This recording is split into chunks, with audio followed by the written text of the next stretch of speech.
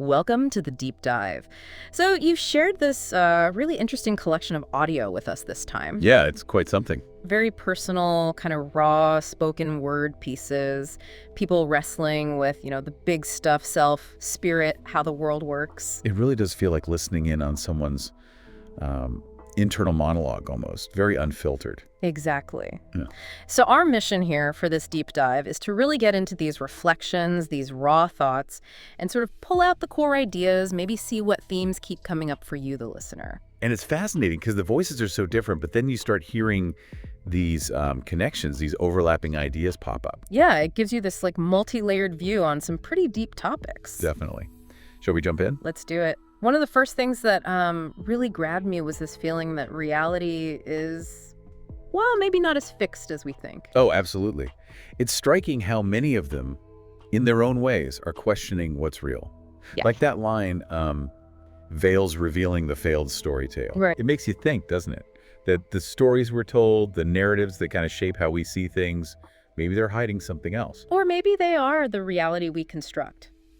It asks you, the listener, how much of your reality is a story someone else wrote? That's a great point. And it ties into that other thought that came up, good and evil being so subjective. Yeah, that one stood out. It really makes you pause and think, well, how much are our ideas of right and wrong just based on where we grew up, what we were taught? Exactly. Rather than some absolute truth. It kind of shakes the foundation of a universal moral code, right? It does. And then there's this push towards mathematics. Yeah, opening the eyes of the masses to mathematics. But not just sums, it seems broader. Numbers, codes, constellations, the correlation coexist. So suggesting there's this underlying mathematical order to everything beneath our subjective feelings. That seems to be the idea. An objective structure, maybe? That makes you wonder, well, what does that mean for us, for our place in it all? It's like finding a blueprint hidden beneath the surface, which kind of connects to that other image they used. The ice and the dirt. Yes. Picking at ice versus digging up dirt. Right. It feels like they're saying we often just focus on the easy stuff, the surface problems. But there's the messy, deeper issues, the real roots of things. Yeah. Makes you ask yourself, listener, where are you just picking at ice? What dirt needs digging? That's a good challenge. And that digging, that deeper work, it connects to another big theme, doesn't it? This idea of interchange, personal growth. Oh, definitely. You hear it loud and clear. Things like, unlearn what they taught me. Mm-hmm. And hollow out this conscious thought. It's not passive. It's like you have to actively break down old ways of thinking to let something new in. It's that unlearning part. That active effort, yeah. It's Wow. deliberate. And then there's that interesting phrase, transform might metamorph into a different form. What do you make of that? Well, it sounds like personal growth isn't just an inside job. Yeah. It can actually change how you show up in the world, how you interact. So real world consequences to the inner work. Seems like it. Yeah. But it's not presented as easy, is it? Not at all. There's talk of the chisel of suffering that carves the testament. Wow. Yeah. That's a powerful image. Yeah. Difficulty actually shaping you, refining you. So suffering isn't just bad. It's maybe formative. A force for forging who you become.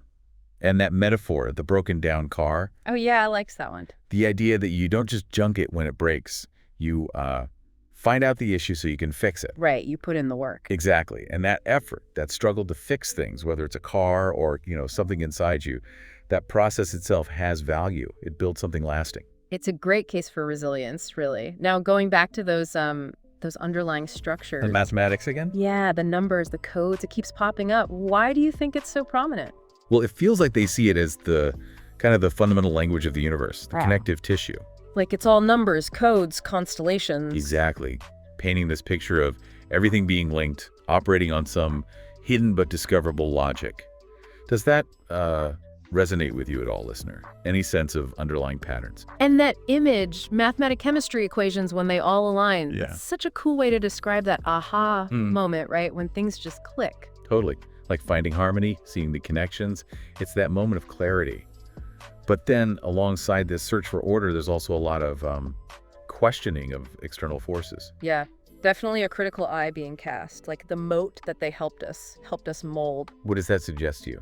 Well, it sounds like outside influences might be maybe unintentionally or intentionally boxing us in, shaping our perceptions in ways that limit us. Right, which ties back to that need to unlearn, to break free from narratives that might not be true, or at least not the whole truth, It's about taking control of your own understanding, I suppose. and not just passively accepting things. That other image, shielding our eyes while picking at ice. Ooh, yeah, that's potent. It suggests we might be deliberately avoiding the bigger, harder truths, right? Focusing on the small stuff because the big picture is maybe too uncomfortable. Makes you wonder what we collectively might be shielding our eyes from. And it's interesting, one speaker talks about realizing this stuff young, questioning why some people had so much and others so little, even as a kid. So that critical thinking, that questioning of fairness and systems, it started early for them. Yeah, a deep-seated awareness, it seems, which leads naturally into questioning the status quo. But then contrasting that critical view, there's also this strong sense of unity. Yes, that comes through really powerfully. We're a part of the same spirit, just different brains. That's beautiful, isn't it? A core shared essence beneath all our surface differences. A reminder of, common ground. Definitely. And then just only one and all as well. It sounds so simple, but it speaks volumes about believing in some fundamental harmony. And wanting everyone in on it. I just want to see everyone involved. Yeah, real desire for collective participation. And extending that out, the idea that universes flourish when they're unified. So unity isn't just a nice idea, it's like a cosmic principle. That seems to be the implication. It's a very hopeful perspective. Now, shifting gears slightly, some of the ideas about divinity are pretty bold.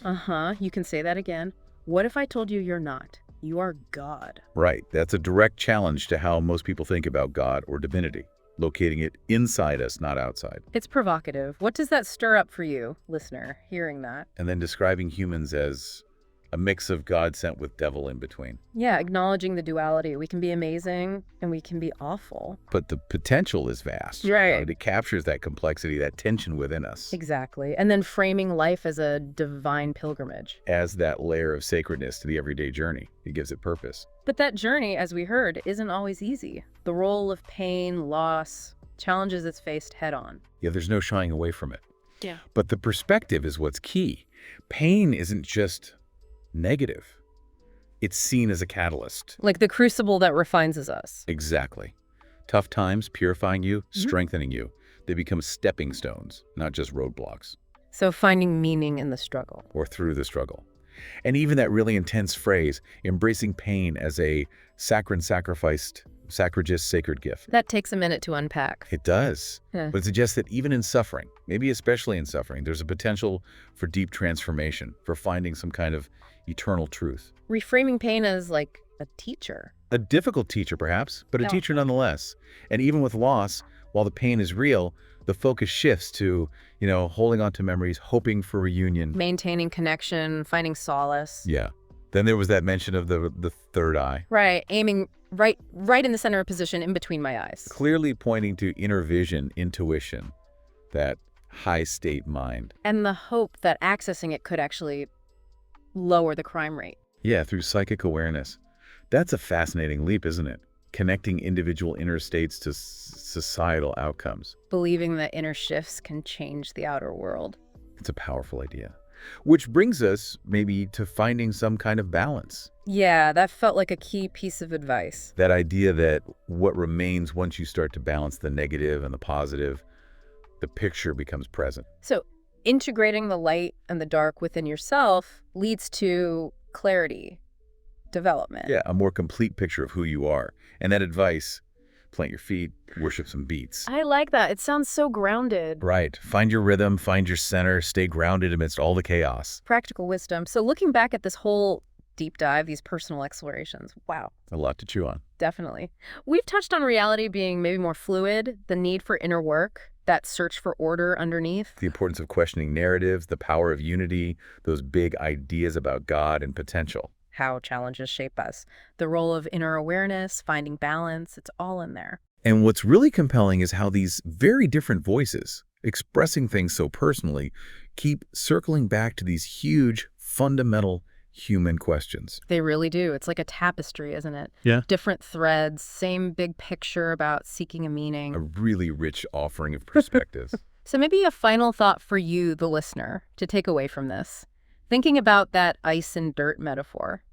Where in your own life, in your own understanding, might you be focusing on the surface stuff, the easy ice? Mm, What deeper dirt, what more challenging truths or realities might be waiting just beneath the surface for you to explore? Something to think about. definitely something to ponder. Thanks for joining us for this deep dive. Welcome to the deep dive. You've given us a truly eclectic mix of audio this time. Mhm. Everything from really personal reflections to, well, some raw artistic expression and, yeah, fascinating dives into spiritual ideas. Everything. So our mission in this deep dive is to kind of trace the common threads, Mhm. self-examination, how we bounce back, resilience, All right. and that fundamental human search for meaning that seems to echo through these very different voices and styles you've shared. Absolutely.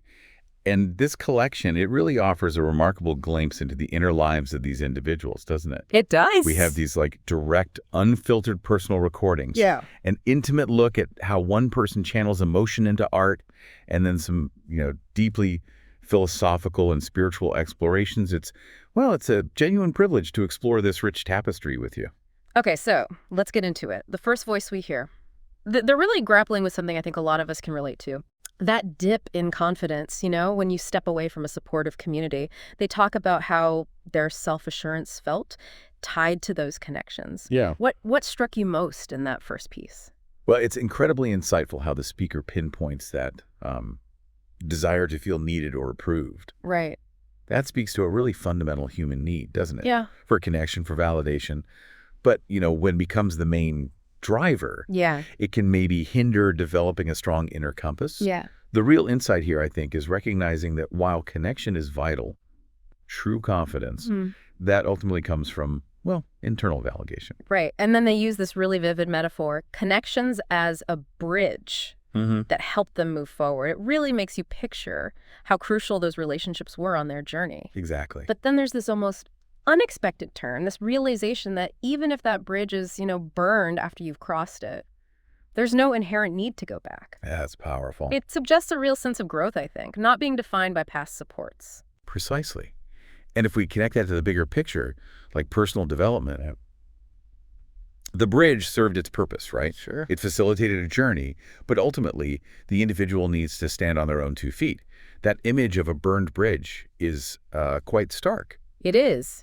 But accepting that you don't need to return, that's a powerful statement of self-reliance.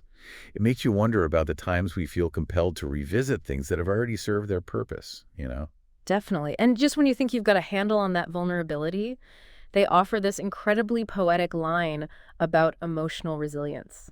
Ah, yes. Water evaporates and may leave my body, but it returns in times of pain, refreshing my mind when my brain storms. That's just beautiful, isn't it? A truly beautiful encapsulation of our inner resources. It really is. It suggests that even when we feel completely drained by hardship, there's this inherent capacity for renewal. The metaphor of a storm or the refreshing rain. It's particularly resonant. It speaks to that cyclical nature of healing, I think, and the enduring power of the human spirit. So, moving on, we encounter another speaker. This one uses art, specifically music and lyricism, as a really direct way to process their emotions. Their creative process sounds fascinating, just like searching for beats, instrumentals, and then writing whatever they happen to be feeling right then. Yeah, and what's particularly interesting there is the sheer range of genres this speaker explores. Right. From what they call punkish rock and aggressive to explicit and even positive. It really underscores how fluid and, well, multifaceted our emotional lives can be. Exactly. And how art can be this remarkably direct, unfiltered outlet for that whole spectrum of feelings. It really does. And it's interesting how their focus shifts a bit. They start talking about their own internal struggles. But then there's this really genuine desire to show you some love through their art. It's almost like their personal pain gets transmuted. Yeah, it's something positive they want to share and connect the listener through. That's a wonderful example of empathy in action. They even explicitly say, no comparisons needed, but we all got a lot of ads going on. Which is such a human thing to say. It really is. It's a very connecting sentiment. Right. Acknowledging that universal hardship without, minimizing anyone's individual experience makes you think how often we forget that shared reality underneath it all. Absolutely. And they express this deep respect for others, both as people and as fellow artists, and this real hope that everyone can find their strength. You can genuinely feel that care coming through. You really can. They even mention almost tearing up reading fan comments. Yeah.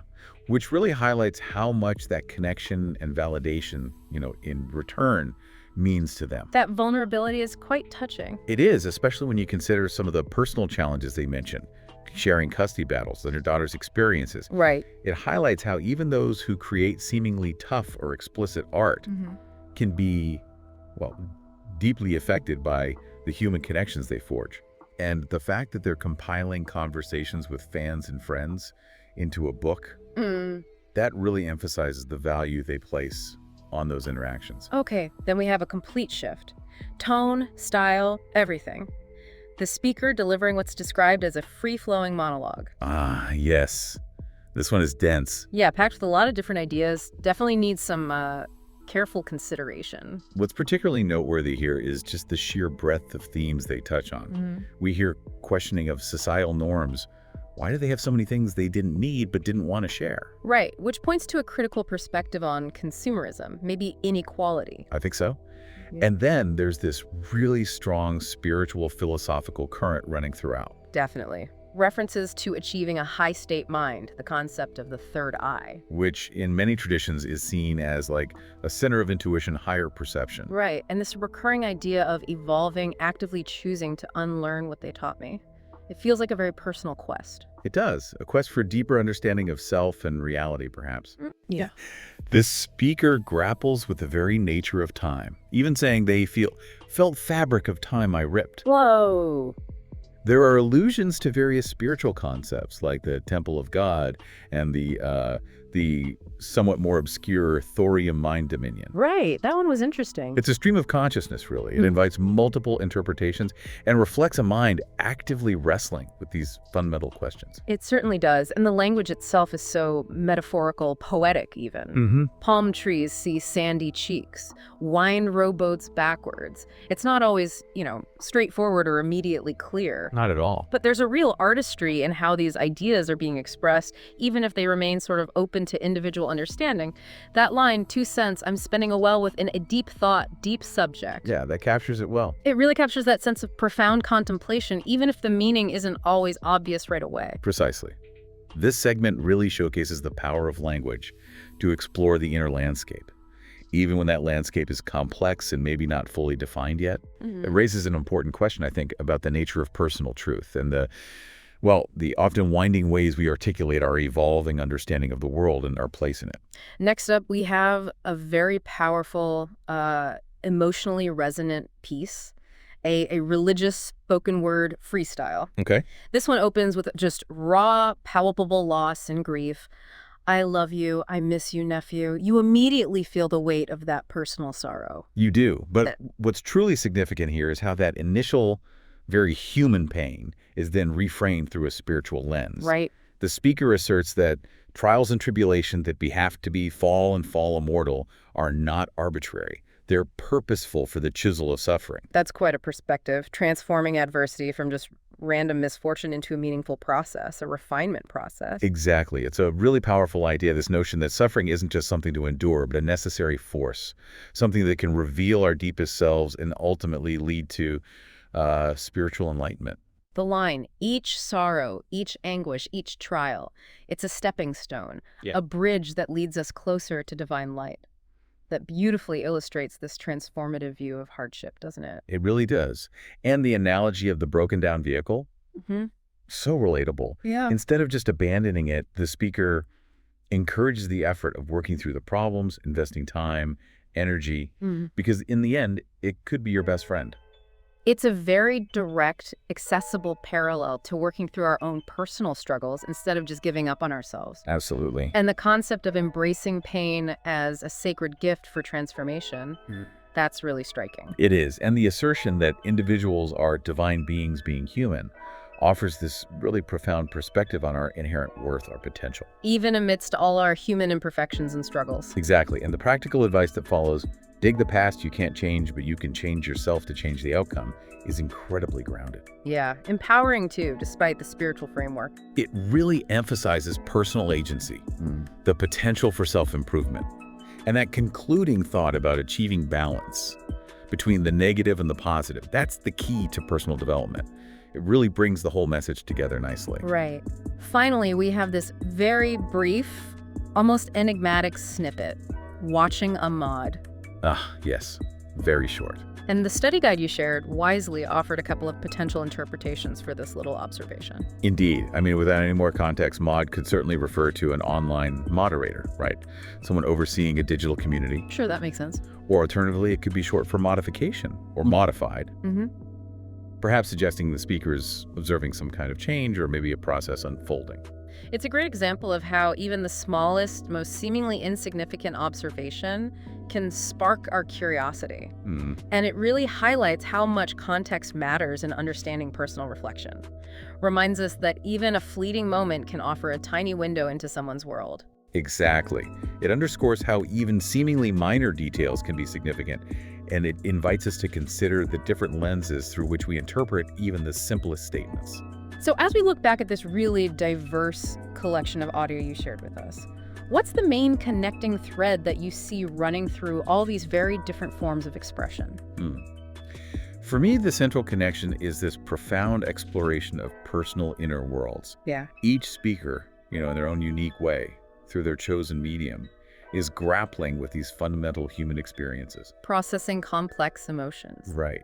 Actively seeking deeper understanding, striving for personal growth and meaning, whether it's navigating insecurity, But channeling intense feelings into art. or wrestling with philosophical concepts, or finding purpose within adversity. The underlying current is, I think, a journey of self-discovery. It's so true. Despite the wide range of experiences, the different ways these thoughts and feelings are expressed, these excerpts really underscore those universal human themes. Vulnerability. The capacity for resilience. And that ongoing search for something more profound. Which raises a really important question for you, the listener.